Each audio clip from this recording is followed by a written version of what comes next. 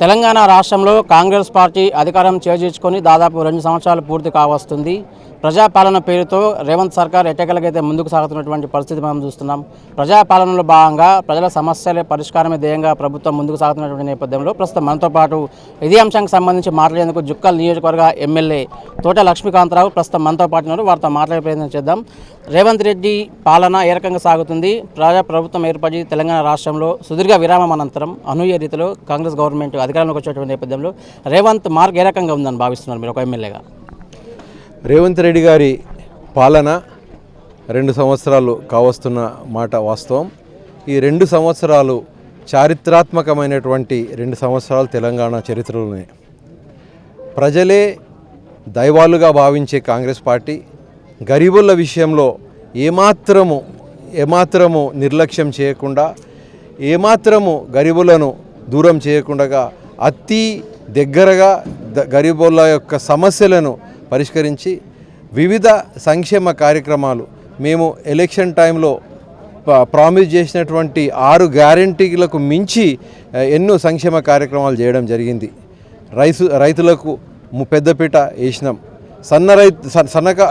సన్న బియ్యాలు పండించినటువంటి రైతుకు 500 రూపాయలు ప్రతి ఎకరానికి ఇవ్వడం జరిగింది. అదేవిధంగా ఎవరైతే రేషన్ కార్డుకి సంబంధించి చారిత్రాత్మకంగా ఎవరైతే రైస్ తినాల్సినటువంటి రైస్ని సన్న బియ్యాన్ని ఇవ్వడం జరిగింది. అదేవిధంగా మహిళలకు ఉచిత బస్సు, ఇంటికి ఉచిత కరెంటు, తర్వాత సబ్సిడీలో గ్యాస్ ఇవ్వడం జరిగింది. ఇందిరమ్మ ఇండ్లు ఒక బృహత్తరమైనటువంటి కార్యక్రమం సక్సెస్ఫుల్గా జరుగుతూ ఉన్నది. గత 10 సంవత్సరాల్లో ఒక రేషన్ కార్డు ఇవ్వడానికి చేతగానటువంటి బీఆర్ఎస్ ప్రభుత్వానికి భిన్నంగా మన అందరికీ రేషన్ కార్డు వచ్చే విధంగా ఈ కాంగ్రెస్ ప్రభుత్వం రేవంత్ రెడ్డి గారి నాయకత్వంలో ముందుకు సాగుతూ ఉన్నది. ప్రజాస్వామ్యాన్ని పరిడవిల్లాలని చెప్పే ఉద్దేశంతో ముందుకు సాగుతున్నటువంటి రేవంత్ రెడ్డి ప్రభుత్వం బడుగు వర్గాలకు చేయూతనియాలి, బడుగు వర్గాలకు న్యాయం చేయాలని చెప్పేసి ఉద్దేశంతో ఎస్సీ వర్గీకరణ మన 3 దశాబ్దాలుగా ఎస్సీ వర్గీకరణ 3 దశాబ్దాలుగా సాగుతున్న మన పెండింగ్లో ఉన్నటువంటి ఎస్సీ వర్గీకరణను కూడా రేవంత్ రెడ్డి ప్రభుత్వం ముందుండి మన ఎస్సీ వర్గీకరణ చేసి ఎస్సీలకు న్యాయం చేయడం జరిగింది. అదేవిధంగా 42% మన బలహీన వర్గాలకు ఇవ్వాలని చెప్పేసి ఎంతో ఉన్నతమైనటువంటి సంకల్పంతో ముందుకు రేవంత్ రెడ్డి ప్రభుత్వం సాగుతూ ఉన్నది. బీసీలకు సమన్యాయం చేకూర్చాలని చెప్పేసి రాహుల్ గాంధీ గారు ఇచ్చినటువంటి నినాదం ప్రకారము అందరికీ సామాజిక న్యాయం చేయాలని చెప్పేసి రేవంత్ రెడ్డి ప్రభుత్వం ముందుకు సాగుతూ ఉన్నది. తెలంగాణ రాష్ట్రంలో బీసీ రిజర్వేషన్ అంశానికి సంబంధించి ప్రతిపక్షాలు అయితే గోలగోల చేస్తున్నటువంటి పరిస్థితి, ఆ బీసీ వర్గీయులను మోసం చేసే ప్రయత్నం రేవంత్ సర్కార్ చేస్తుందని చెప్పేసి ప్రధానంగా ఆరోపిస్తున్నటువంటి పరిస్థితి ఏం చెప్తారు? బీసీ సంబంధించి పకడ్బందీగా శాస్త్రబద్ధంగా మన సమగ్రమైనటువంటి కాంప్రహెన్సివ్ సర్వే చేయడం జరిగింది. ఎంపెరికల్ సర్వే ఏ రాష్ట్రం కూడా చేసినటువంటి దాఖలాలు లేవు. భారతదేశంలో మొట్టమొదటిసారిగా ఎంపెరికల్ సర్వే చేయడం జరిగింది. దానికి తదనుగుణంగా డెడికేటెడ్ కమిషనర్ ఏర్పాటు చేసి ఆ సర్వేని సమర్పించి డెడికేటెడ్ కమిషనర్ కూడా ఏర్పాటు చేయడం జరిగింది. ఆ తర్వాత అసెంబ్లీలో బిల్లు పెట్టి ఏకగ్రీవంగా ఆ బిల్లుని ఆమోదించడం జరిగింది. ఆమోదించిన తర్వాత పద్ధతి ప్రకారం గవర్నర్ దగ్గరికి బిల్లుని పంపించినాం. మీకు తెలుసు, గవర్నర్ వాళ్ళ దగ్గర డీల్ అయింది. గవర్నర్ని కేంద్ర ప్రభుత్వం నియమిస్తుంది అన్న విషయం కూడా మీకు అందరికీ తెలుసు. ఆ విషయం నేను కొత్తగా చెప్పాల్సిన అక్కర్లేదు. అయితే గవర్నర్ దాన్ని కావాలని చెప్పేసి ఆపుతున్నాడని చెప్పేసి ఉద్దేశంతో ఒక జీవోను కూడా విడుదల చేసి బీసీ రిజర్వేషన్లు 42% ఇవ్వాలని చెప్పేసి ఈరోజు కాంగ్రెస్ ప్రభుత్వం ముందుకు వెళ్ళిన నేపథ్యంలో కుట్రపూరితంగా బీజేపీ బీఆర్ఎస్ కలిసి ఒక పనికిరాని న్యాయ లిటిగేషన్ వేసి ఈరోజు హైకోర్టులో సుప్రీంకోర్టులో వీళ్ళకు బీసీ రిజర్వేషన్ బిల్లుకు సంబంధించినటువంటి ఆటంకాలు సృష్టించడం మీరందరూ చూస్తూ ఉన్నారు. ఈ ప్రక్రియలో కాంగ్రెస్ పార్టీ ఎప్పుడూ చిత్తశుద్ధితో ఉంది, ఎక్కడ కూడా వెనక్కిపోలేదు. అయితే ఇప్పుడు సుప్రీంకోర్టు నుంచి తీర్పు వచ్చిన తర్వాత కూడా ఇంకా ఖచ్చితంగా అది చివరి తీర్పు కాదు. వాళ్ళు ఏమన్నారంటే హైకోర్టులో దాని తీర్పు కోసం వెయిట్ చేయమని చెప్పారు. ప్రభుత్వము సుప్రీంకోర్టుకి వెళ్ళడం జరిగింది. హైకోర్టు మీద ఊరట దొరుకుతుందేమో అని చెప్పేసి మళ్ళీ సుప్రీంకోర్టు కూడా హైకోర్టుకే మీరు వెళ్ళాలని చెప్తే హైకోర్టులో పోరాడడానికి సిద్ధంగా ఉన్నాం. 50% క్యాప్ అనేది రాజ్యాంగబద్ధమైనటువంటి అంశం కాదు. ఆ విషయాన్ని ఖచ్చితంగా మన న్యాయస్థానము మరియు న్యాయమూర్తులు దాన్ని పరిశీలించి తగు న్యాయము బీసీలకు చేస్తారని చెప్పేసి నేను గట్టిగా నమ్ముతా ఉన్నా. గత బీఆర్ఎస్ పాలనకు ప్రస్తుతం అధికార కాంగ్రెస్ పార్టీ ప్రభుత్వానికి మధ్య వ్యత్యాసం ఏంటంటే ఏం చెప్తారు ఒక ఎమ్మెల్యేగా? బీఆర్ఎస్లో దొరల పాలన, కాంగ్రెస్లో గరీబుల పాలన. కాంగ్రెస్ గరీబులను బలవంతం చేస్తుంది.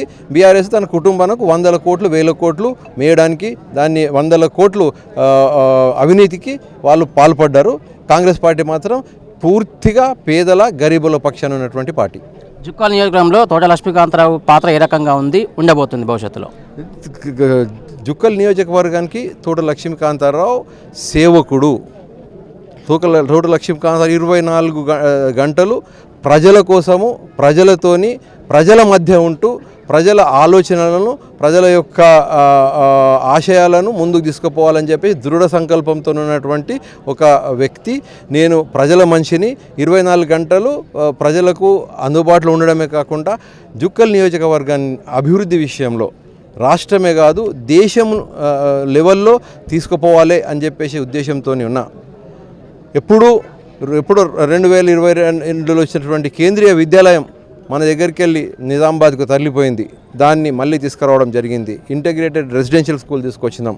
అదేవిధంగా ఎక్కడ మొన్నటికి మొన్న నిజాం సాగర్లో కేంద్ర ప్రభుత్వంతో సమన్వయం చేసి కేంద్ర ప్రభుత్వంతో డెస్టినేషన్ పర్యాటక కేంద్రాన్ని ఏర్పాటు చేయాలని చెప్పేసి ఇక్కడ రిసార్ట్ తయారు చేస్తూ ఉన్నాం. బిచ్కుంద ఎన్నడూ కూడా పట్టించుకున్నటువంటి బిచ్కుంద మున్సిపాలిటీని తీసుకురావడమే కాకుండా తక్షణమే 15 కోట్లు రాబట్టడం జరిగింది. అదేవిధంగా బిచ్కుందకు నీటి తాగునీటి సౌకర్యం కోసం 65 కోట్లు ఇవ్వడం జరిగింది. ప్రపోజల్స్ ఇచ్చినాం. లెండి ప్రాజెక్ట్ తప్పకుండా తీసుకొని వస్తాం. నాగమడుగు ప్రాజెక్ట్ డిజైన్ చేంజ్ చేసి రైతులకు ఎట్లాంటి నష్టం లేకుండా నాగమడుగు ప్రాజెక్ట్ కూడా త్వరితగతిన పూర్తి చేయాలని చెప్పేసి ఉద్దేశంతో ఉన్నాం. మొత్తం రోడ్స్, హాస్పిటల్స్ కావచ్చు, బస్ స్టాండ్లు కావచ్చు, మరి అన్ని రకాల సౌకర్యాలు, స్కూల్స్ అన్నిటి కూడా సౌకర్యాలు కల్పించాలని చెప్పి ఉద్దేశంతో ముందుకు వెళ్తూ ఉన్నాం. అదేవిధంగా మన ప్రజలకు CMRF కావచ్చు, మరి LOC లెటర్ ఆఫ్ క్రెడిట్ మొన్ననే చూస్తే నేనే ఆశ్చర్యపోయినా. దాదాపుగా కాదు 9,50,00,000 పైచిలకు గత 2 సంవత్సరాల లోపే మనము LOC ఇచ్చినాం. అందరికీ లెటర్ ఆఫ్ క్రెడిట్ 232 మందికి LOC ఇవ్వడం జరిగింది. చారిత్రాత్మకమైనటువంటి విషయం. ఇదే విధంగా ఇలాగే మరి కౌలాస్ కోటను కూడా ఒక పర్యాటక కేంద్రంగా తయారు చేయాలని చెప్పేసి 350 కోట్లకు సరిపడా ప్రపోజల్స్ ఇవ్వడం జరిగింది. అదేవిధంగా ఇక్కడ జుక్కల్ నియోజకవర్గం